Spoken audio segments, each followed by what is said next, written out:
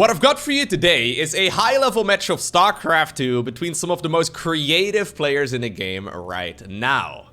This is a best-of-3 series of Zerg versus Terran, where in game number 1 we find ourselves on the map Gresven.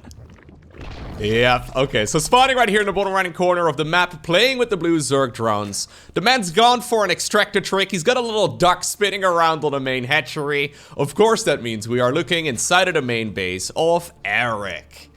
Now, Erik has really been making a name for himself over the last couple of months, and it's been really fun to see, the variety of pro gamers struggle against this man's build orders. He's been going for some strange strategies that we honestly haven't seen since like 2011 or so. When's the last time you've seen an extractor trick actively being used in a game of StarCraft 2, other than when players like hit a supply block or make a mistake or whatever, right? Like, that's usually not something we see anymore in 2023, but these builds from Erik, they've been incredibly effective. So what he does is he goes for an extractor trick, which brings him up to 15 out of 14 supply, cancels the extractor, of course, and he goes for a 15 supply hatch, 15 supply Overlord, and then also a 15 supply spawning pool. It's already funky. I want to talk about it a little bit more in just a second, but his opponent here in the top left-hand corner, he's waiting for an introduction. From South Korea, we have the man who is known as the Towel Terran. He's fond of going battle cruisers. He loves playing mech, but I think he'll probably play a pretty standard series in this particular one,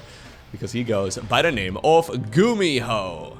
Now, I've been casting the Gumi God quite a bit over the last couple of months, and it seems that recently he's been playing a little bit more normal, quote-unquote normal. A lot of Bio Terran, a lot of quick triple CC, maybe a Viking opener every once in a while, but more often than not, it's going to be that 1-1-1 with a Banshee, just standard play. Now, GuMiho has already gone up against Erik in the past in a previous ESO Open Cup. This particular series, I think, was played 3 weeks later, after that previous series that these two played against each other. So I did cast that particular one too. Anyways, I don't really want to overcomplicate this whole situation, but let's talk about this opener right here from Erik for just a little bit, okay? So, extract the trick to allow yourself to go for a 15 supply hatch.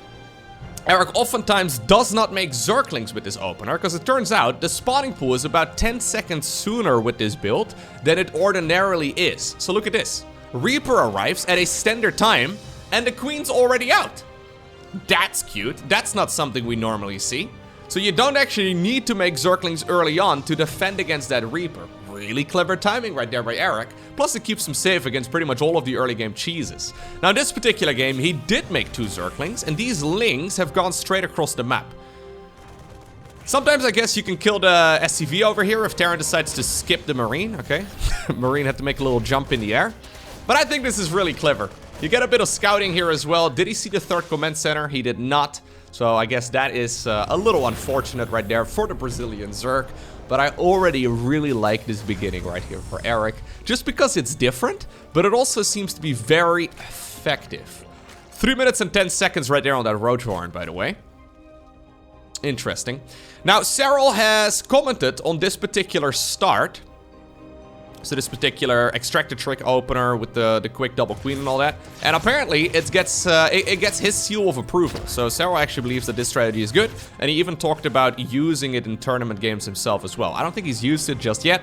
Maybe he needs to practice it a little bit more before he does. But it's kind of cool, right? To get the Cyril seal of approval. Okay, so what in the world's going on here?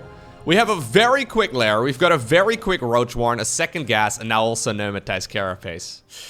I have seen this build before, I think. Not against players of GuMiho's caliber though, so we'll have to see how this plays out. Erik is gonna go for a queen drop, I believe. So the queen drop allows you to, well, block your opponent's 3rd command center. This is something that comes across the map before the Terran will fly their 3rd command center on towards the low ground. So it is a Viking opener, by the way, right here from the Terran. Couple of Hellions do drive by, okay. Yeah, so obviously there's no link speed here. Roaches should be okay, but they were not in the perfect position, so he actually ends up taking a bit more damage there than he should, okay. So 7 drones, 8 drones here in total. Definitely not a fantastic start right here for Erik, but I think this is something you can quite comfortably come back from. Obviously, the 3rd hatchery is quite a bit later here than you normally would see it. Normally, it would long be done at this point. But here we go. Brenda, Karen, and Margaret, the 3 queens, they have already taken up shop right over here inside of the Overlord. One of them right here in the back bubble, the other one on the left and the right, I guess. I'm not exactly sure. Anyhow, they've got a little roach escort. So there's a spire right now as well. I wouldn't mind seeing Erik try to get some work done here inside of his opponent's base. But last few times I've seen him play this. Okay, yeah, that's what he's gonna do. He's gonna try and attack. He's just playing this incredibly passively. Nah, he sees a marauder here, he sees the bunker, not really gonna bother. Okay, so this is the idea. You lay down a bunch of creep tumors with the queens. Terran's gonna soon fly their command center down towards the low ground. And he's not gonna be able to land it. Okay, now nice little bit of micro right here on that Viking, trying to go after the overlords. And you basically do the same thing at every other possible location as well.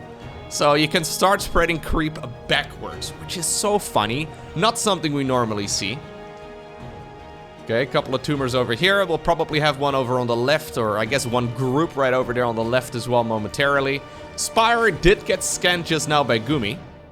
Gumi is gonna try and fly his command center on over here, but he sees the creep spread. Man, Terrans, when you play against this build, you gotta be scratching your head the entire time. Like, you see Zergling showing up early, then he sees a very quick lair. He may have even spotted the roach warren, yeah. And then there's not actually a roach bush coming across the map, but instead it's mutas and queens dropping creep at your potential thirds. I mean, it is weird, it's funky, and all the while here, Erik's economy is not really suffering that much. Now, don't get me wrong, this is by no means the best Zerg economy at this stage in the game, but it's respectable, it's certainly playable. It's an advantage based on tech rather than on economy, which is really cool to see. Now there is of course the so-called standard in a game of StarCraft 2. Now this is gonna suck for the queens. Yeah, they lost their little escort it seems, so they're gonna end up getting picked off. The standard in StarCraft 2, like the one that is Gumi, or that GuMiho has gone for in this particular match so far, it is very good against funky build orders, right? That is one of the reasons why it's considered to be the standard. It beats essentially everything. Okay, a little bit of mis-rallying right now from the Zerg. That's because they're on the same control group as these mutas on the other side of the map. But this marine tank push is gonna be very scary though. There is baneling speed, so at the very least that'll be nice. GuMiho did see the spire, but he didn't bother making a missile turret at the third base, which I'm a little bit surprised by.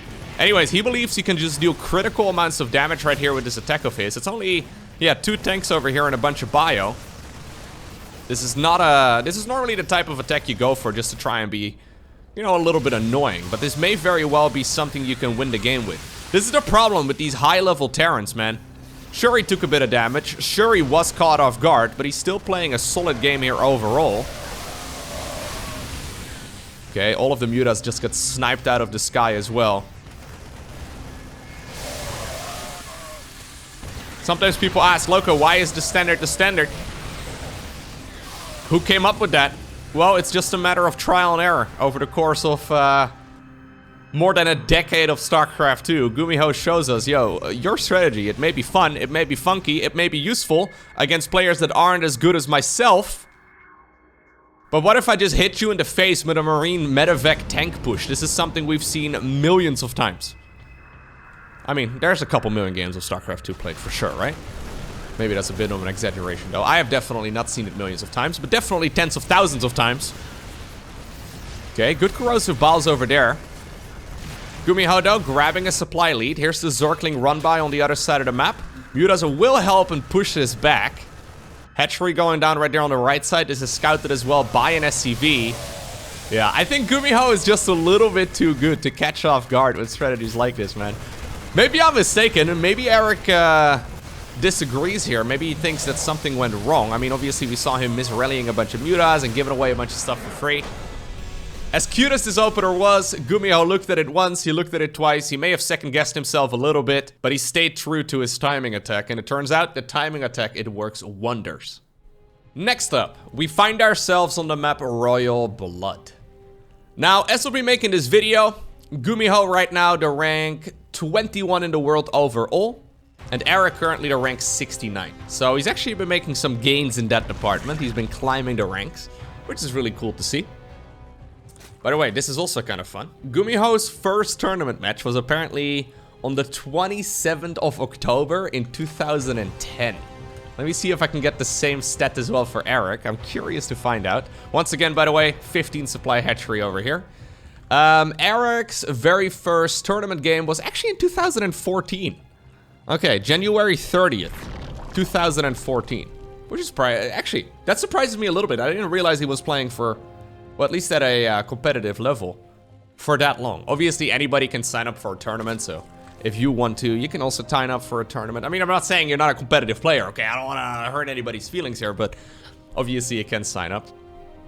Generally, in order for the games, though, to be tracked, somebody has to enter it, right? Somebody has to manually enter the results on either like Wikipedia or, for example, a Legalec. And yeah, you have to be at least of note for those games to be recorded. Anyhow, same opener here once again from Erik. Is GuMiho going to respond differently this time around? Yep, it's gonna be a Marine straight up. I'm assuming there will be an SCV scout, but maybe not. One of the downsides, though, of going for a straight Marine opener is that you can't really scout too much, right? So you can't really see, oh, my opponent has got a 2.5-minute Roach Warren inside of the main base, hiding behind the mineral. That's not something you can scout. Normally, that's why we do see the Reaper openers regardless of what Zerg is doing, because it's not just only the initial scout, it's also the follow-up scout that's incredibly valuable. And even though the Reaper is a very niche unit, it's still incredibly powerful. Okay, so it's single Marine straight into a reactor. Okay. Let's see. Erik, by the way, not going for that set of Zerglings this time around, which is also kind of funny. He did see with the Overlord what was going on the other side of the map. I think he must have spotted the Marine or something along those lines. So normally this would be the moment where the Reaper gets across. What are we gonna do, Erik? Are we gonna just let him get away with this? Okay, we're just gonna go into 2 more Queens. Most Zerg players at the pro level would now opt to not go for those 2 additional Queens, but go for a 3rd hatchery. So Queens are 150 minerals each. A hatchery is 300 minerals. Quick math right there. But apparently quick 4 Queens here is the preference for Erik. Which again, is interesting. I think genuinely the last time I've seen Extractor-Trix as part of standard openers from Zerg must have been TLO in like 2011. Spinishawa, I think, also used it a little bit later with this this quick 4 Queen start. This is something we saw him doing too. Okay, so this is the same opener right here from Erik.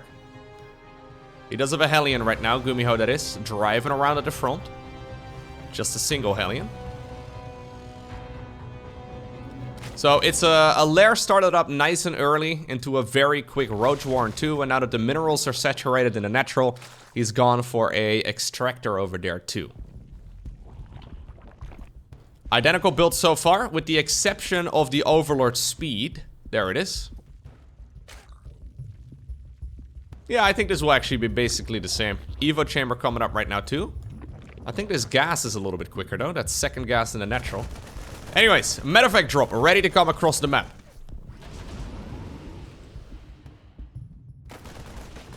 That OV is gonna go down, but this effectively does delay the attack quite a bit. Banshee here on the back of it too, together with Stimpack.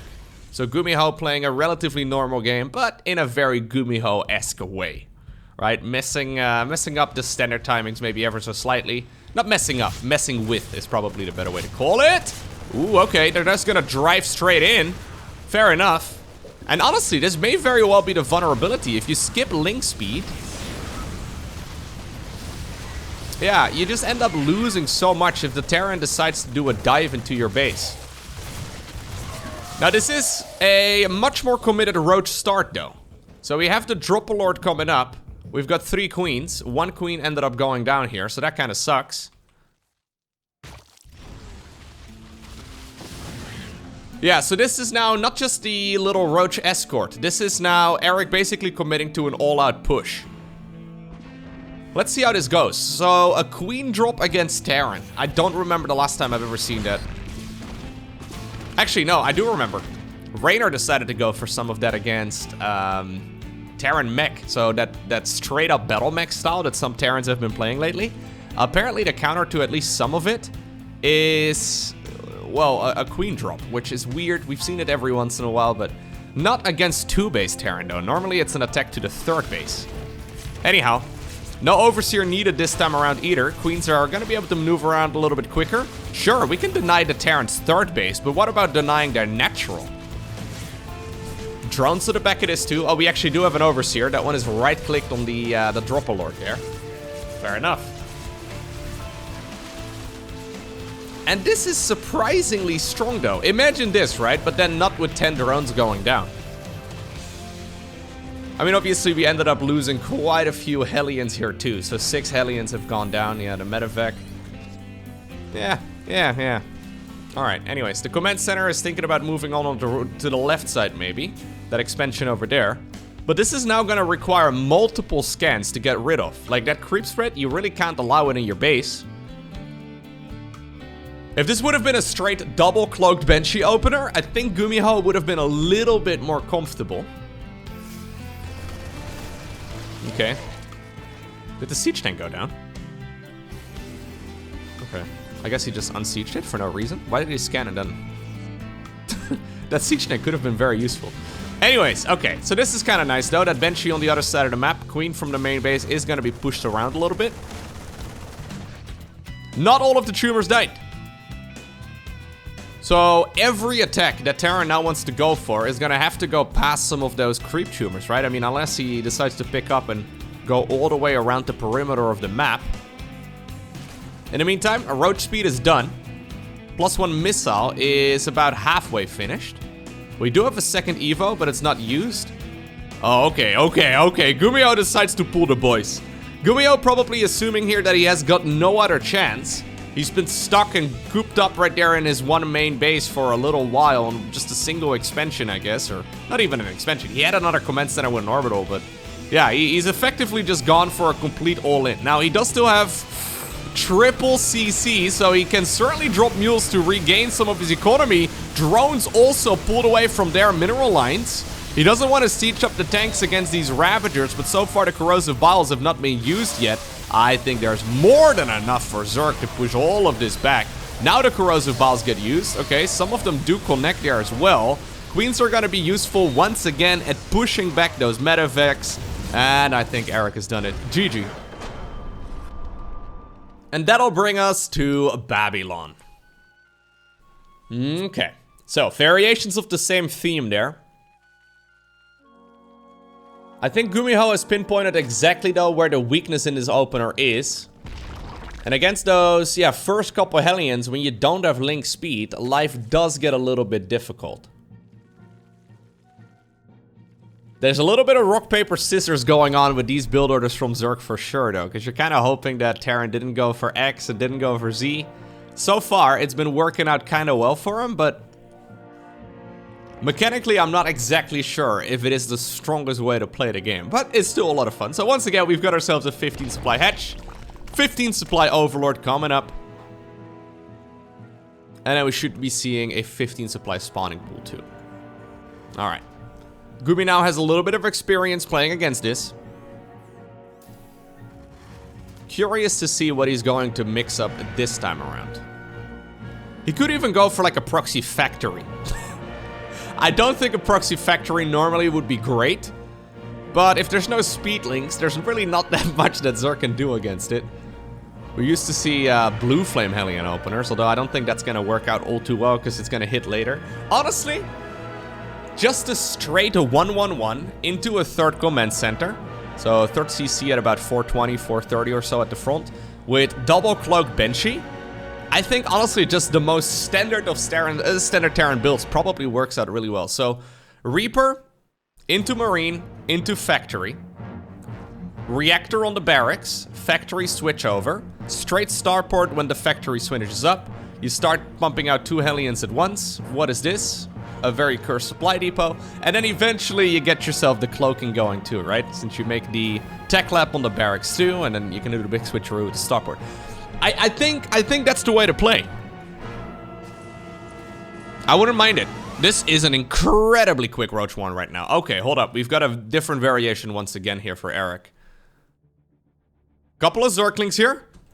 Just like we saw in game number 1, the idea behind those is to force that Reaper to go back home. Queens are gonna pop here in just a second. Reaper's gonna show up right now. Apparently this map has about a 2-second rush distance. That's a little bit quicker. He goes straight into the main base, and that's big. GuMiho must notice the movement right there on the Queen, though. Not the case. I mean, he must notice the movement right there, trying to cut him off from the back of the mineral line, I mean. But anyways, these Zerglings are gonna force that Reaper back home. So those roaches are gonna come out into the map completely unscouted. This is a much quicker Roach Warren than the very quick Roach Warren from the previous game. Oh. Yeah, no. The SCV itself can just kill that Zergling. Okay, so 5 roaches are coming up. Double gas in the main. Did GuMiho spot that? No, he did not see that either. Although... Nah. Okay, so this is a 1-1-1. Into a 3rd command center and then a starport. So it's a more economical version of this opener. And I wonder if this is a bit too greedy right now from GuMiho. I mean, at this point... There are 7 roaches out on the map, and the man's got a Reaper. He's making Hellions right now, the units that, well, normally roaches counter. Bunker on the high ground. Okay, so GuMiho is planning on lifting up the main base, or not the main base, the natural, and going into the main base. Widowmine also coming up. This is gonna be very hectic right here for the Terran. Erik wants to morph in a couple more of those Ravagers. Okay, a few of the units are going around. That could be a little bit annoying, to be honest. We'll have to see. Widowmine over here can be balled very easily. There you go, 2 balls connect with that one. Overlord takes a beating, but that's totally fine. He's gonna try and slowly break through this over here. In the meantime, though, the Hellions and the Reaper, they have made their way across the map, but I think the Queens, yeah, good positioning right there with the Queen in the middle of the ramp. They're gonna be A-okay. That Overlord, by the way, providing high ground vision for at least a little bit. It's about 7 corrosive biles to nuke down a bunker in 1 hit. Is he going to commit fully? Well, he's droning on the back of this, so I think it's once more a build that is mostly trying to just get the Terran out of their natural expansion. Those biles are unoptimized. They should certainly be connecting somewhere over here, for example, so they can aim for both SCVs as well as that tech lab. Yeah, I don't like these biles all too much. Execution here is not as good as it could be. Overlord at this point is gone. Okay. Nice retargeting with the mule. Most Terrans would just sort of let that attack go onto the Roach, but GuMiho retargeted at the last second to the Ravagers, and that's shut down a couple of them. Okay, so we were getting to the point where he could actually start one-shotting this bunker over here. This could have been game over. If that Widowmine did not connect, if that Overlord did not go down, if, you know, a couple of things were executed slightly better, I think if the biles were a little bit stronger earlier too, I think this would have been over. 7 Ravagers is enough to one-shot the bunker here. That tech lab would never start up Stimpack. There would literally be like 2 Marauders, 2 Marines, maybe 2 Hellions against 7 Roaches. Right? Or 7 Ravagers, I guess, at that point, with more Roaches on the back of it too. I really don't think that would have happened if that 1 mine retarget, yeah, wasn't executed right there by GuMiho. Now, obviously, if the Overlord was alive, he could have actually balled it down a little bit easier. We could have maybe played the Unburrow dance for a bit. Anyways, GuMiho going straight for a Hellion drop into the main base. Nicely done right here by the South Korean Terran, getting a couple of drones. Forcing this Zerg to sit back right now. Here's, by the way, once again, the same opener, just in a different order from Erik. The Slovelord ready to go across the map. It's gonna speed up though momentarily. So it's still a transition towards. Oh, this little ledge is actually quite annoying. Yeah, you can't drop the queens off over there. Anyways, it's still an opener that leads to the same strategy, but I think with slightly better execution, this could have been GG already. Obviously, it's difficult to execute things perfectly, right? But makes you wonder, man, when like actual top-level players, you know, the actual top 3 Zergs in the world, if they were to do builds like the one we're seeing right here, how successful would they be? I guess that's why I get excited about it, right? It's unexplored territory. Even after 13 years. We're still seeing new builds. I mean, I guess you can say the same thing for chess, right? Even after 1,300 years of chess, I don't know how long it's been. People still come up with new things. Okay. I mean, all things considered, though, economically speaking, this is really not even that bad right here for Erik. I mean, I thought when he got shut down, life would have been difficult for him, but he could have also gone and not gone for like 2 Ravagers, but do a Zergling flood on the back of it instead. Go for link speed and do a link flood.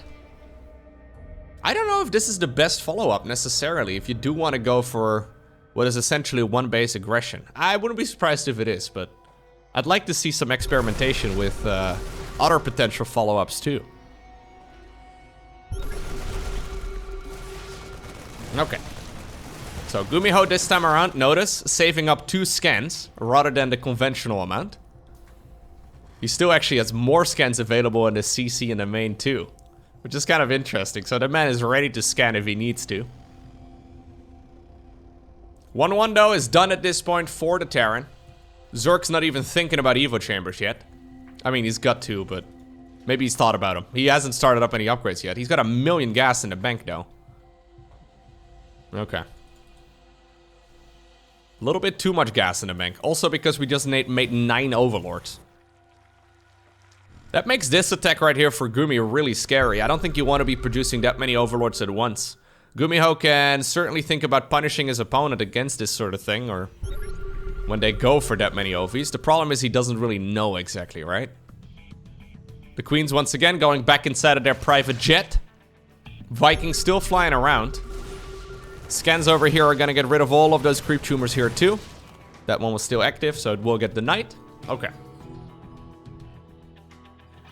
I thought this push was gonna go straight towards the natural expansion, but maybe he's just waiting for the drone that will likely move on over in this direction momentarily to get the 4th base started. Although I think he actually is gonna go for the expansion at the 12 o'clock, yeah. The creep is just better in that area of the map. Pathogen Glance coming up here too. So that's the Infestor energy improvement. So we're gonna play a Roach Ravager Queen Infestor, it seems. Certainly very powerful. This base, it's gonna take a lot of damage. This is before 1-1 is done though, which is why I'm not a huge fan. Yeah, now suddenly, the Terran has sprung the trap. He's decided to give up on that base entirely and is gonna go for a double snipe. Really lovely work right there by GuMiho. Reading his opponent like a book. When you go for the same follow-up every time, yeah, the best players in the world are gonna start shutting you down hard. I think that may be where Erik falls a little short. So he's very good at playing ladder games, right? One-off games where you can play the strategy and catch your opponent off guard. I think he's very dangerous. But when you're playing a series, you gotta just... Okay. You can't just do the same thing multiple times in a row and expect the opponent to let you get away with it. GuMiho seemingly has gone AFK. Alright, we are gonna go and snipe this lair as well though. And that now means GuMiho has 0 bases. He's got 3 drones, 0 hatcheries, no money to make any of it either. He's now canceling whatever he can. But I don't think he's gonna ever get 300 minerals again in this particular game. That means he is all in. Erik has not rebuilt their base and is being revealed. GuMiho is like, yo, wait a second, you have no hatchery anymore? If that's the case, I don't even really need to bother with taking my 3rd base. All I need to do is just defend this imminent attack of yours. Here come the Queens as well. They're gonna go towards the high ground. He's balled his own! He balled his own private jet! The Queens thought they were balling in the sky, but it turns out they were biling in the sky instead. Hey, if you enjoyed this video, please take the 1 second that it takes to hit the like button down below. It really does help. And let me know down below in the comment section, which Zerg player would you like to see give these strategies from Erik a try? For now, have a great rest of your day. Don't forget to smile. And I'll see you once again tomorrow for another video.